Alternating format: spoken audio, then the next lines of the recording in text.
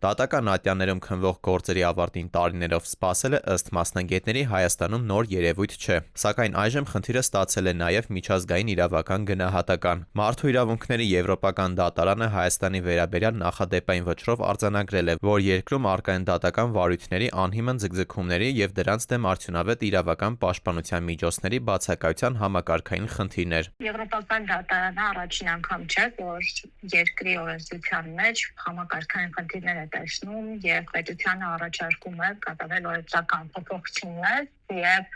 ապահովել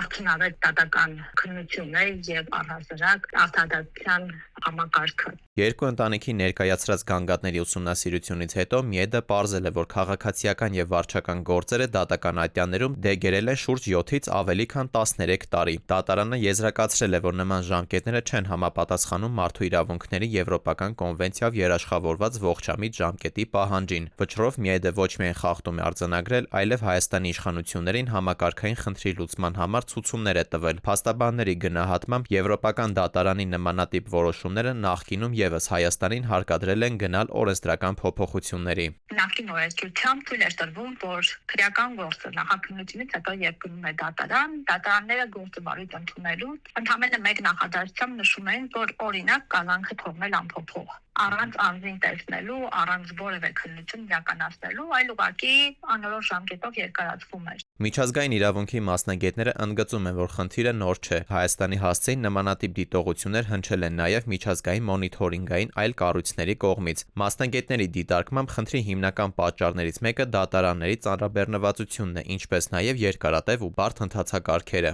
Հայաստանը միշտ զեկուցում է, որ փորձում է միջոցներ ձեռնարկել ու չեմ կարծում, որ հարցը հիմա այնքան ասրված, որ ինչ-որ սանկցիաներ Հայաստանից սպառնանել են։ Ընդհանրապես սա այդ որոշումը